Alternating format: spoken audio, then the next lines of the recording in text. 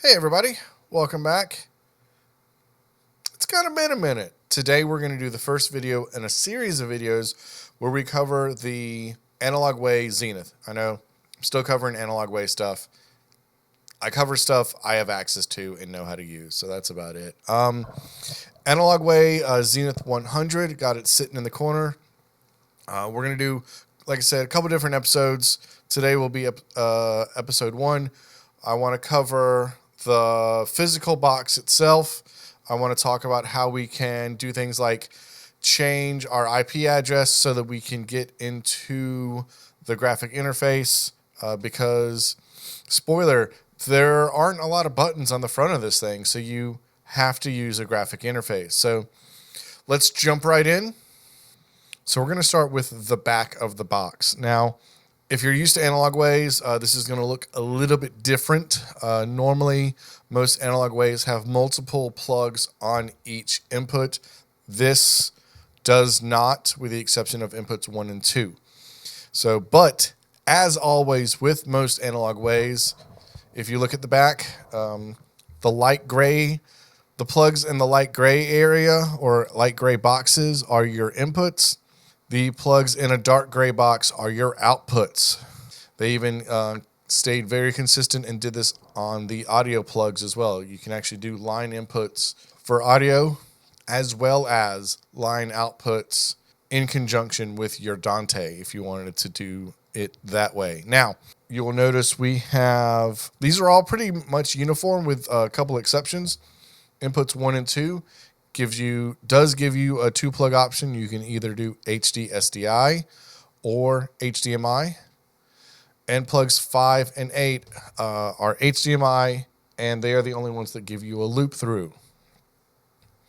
I'm sure someone somewhere can describe to you why 5 and 8 have loop throughs. I don't know why, but hey, they're there. So if you want to run something that you need a constant output for, stick it in 5 or 8. We also have a couple of display ports at the tail end of all of our inputs. And then we have our outputs. We have 4 outputs that we can use on this. Outputs 1 and 2 will give us a HDMI or HD SDI plugs to use. You can use these simultaneously if you want to.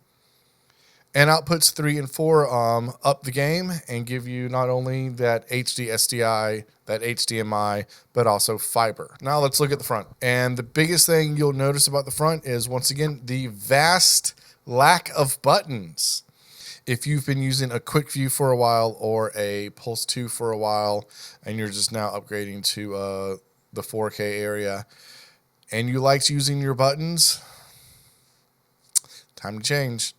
We do have a big circular dial on here, which controls our menus on the front LCD screen.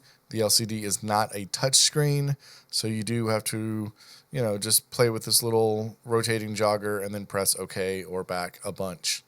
All right, so to change the IP address, we are going to scroll over to Control.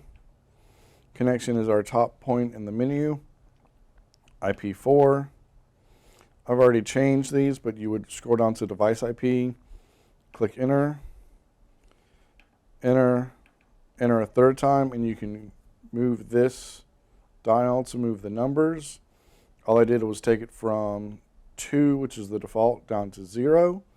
Hit enter once and one more time. Scroll all the way down to apply. Scroll over to yes. And you know you did it right if it has it correctly down in this bottom left-hand corner. Plug up a computer and connect it. Type in that IP address. This is our graphic user interface, which I will from now on refer to as a GUI. Our GUI is where we're going to do everything, unless you want to sit there and use that rotary dial and go through lots of submenus just to switch some stuff. This is way faster, but it does have a learning curve, which is why we're making a bunch of videos about this. When you first log in, this is the screen you're going to be met with. Let's divide this screen up into 4 sections. All the way on the left, we have our settings panel.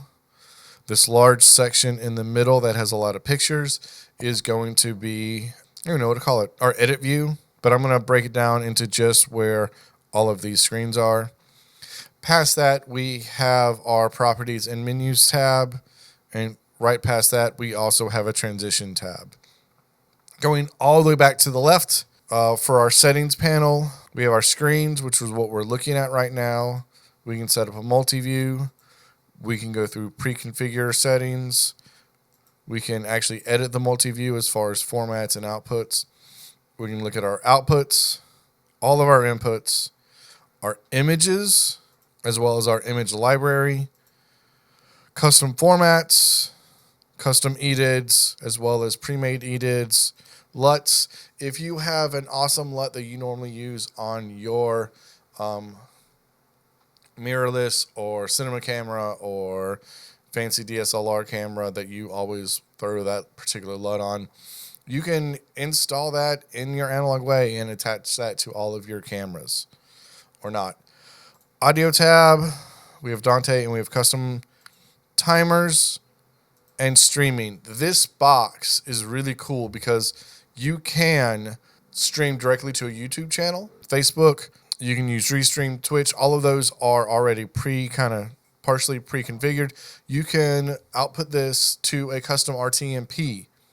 You don't need any extra hardware. The box will do it for you. I have never done that. That will be one of the videos where I do want to test that out and see how easy it is to make all of that happen. But that's a later video, and we're going fast and dirty in this one. So we're going to go all the way back up to the top where it says screens and auxiliaries. See our main screen.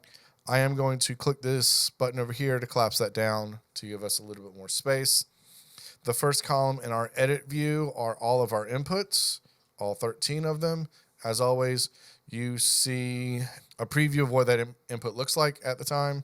The tab next to it will upload foreground images that you have saved into your library, output screens, and background images that you've saved to your library. Next to that is our bread and butter, our main area. We have program on top, preview on bottom, and going from left to right, all of our screens. Screen 1, Screen 2, Screen 3, and our auxiliary screen, Screen 4. Your last output on this machine will always be an auxiliary screen. If you want to kill output 4 and take its resources and give it to another screen, you can kind of do that.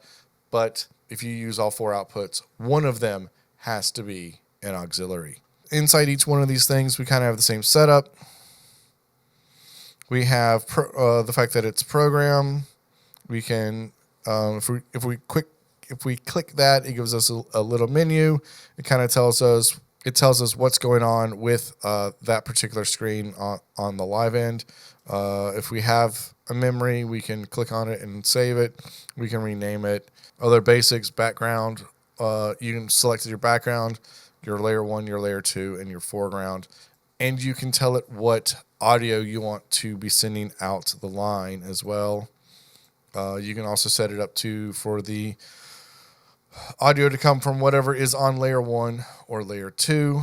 Pretty much all of that is repeated in all of the other screens, with the exception to your auxiliary screen, because you have less options because it's not a live screen. On top, with all these nice blue squares, we can kind of change things. We can turn preview off.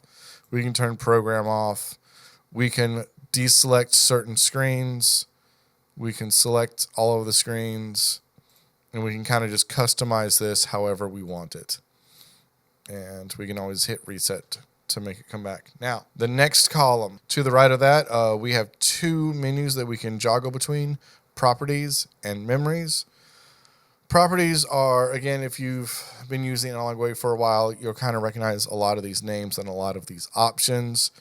Source, so if I go to screen 2 and click on layer 1, it will tell me what is in that layer, and then I can use this drop-down box and pick something else.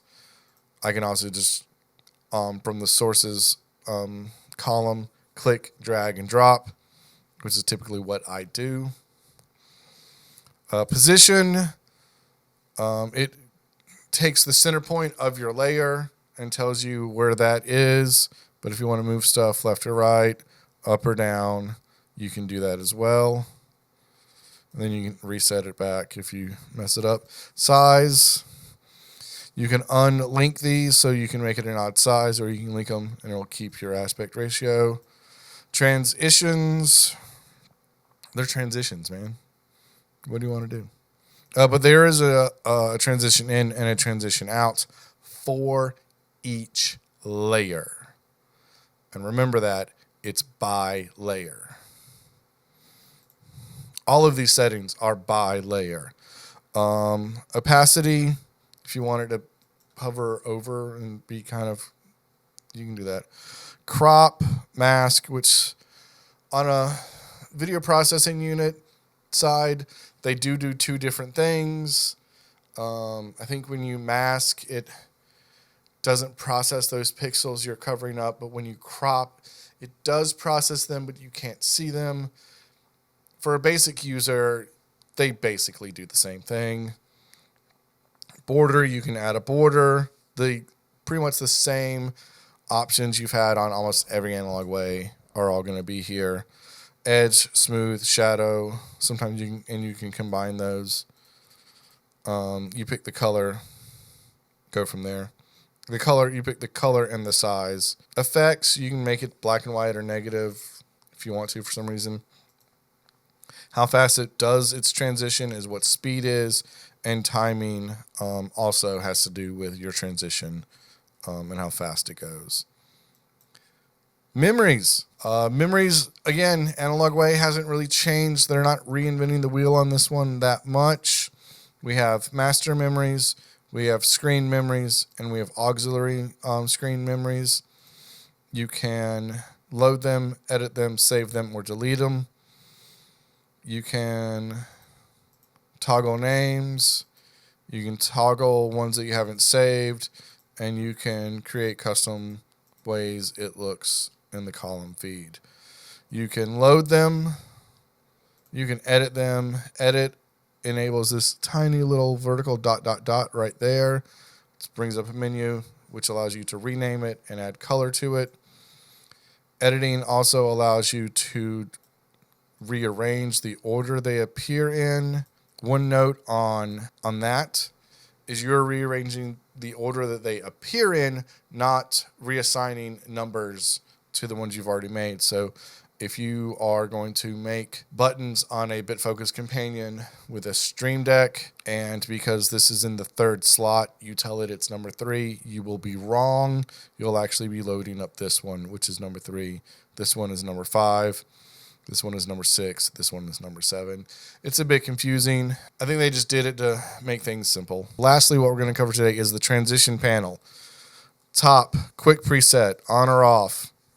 Preset toggle, always leave that on. Next, you're selecting which screens you want the T-bar and the rest of these buttons to affect. If you want them to affect everything, make sure everything's blue. If you don't want to control your aux screen because you don't want it to transition, unclick that one. And then you can just T-bar and T-bar. You can step back. You can take as a cut, or you can take as a transition.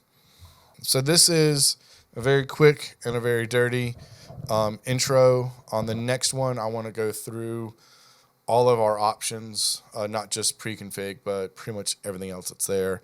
Thanks for watching. I'm Redbeard. This is what I do, and I'll see you next time.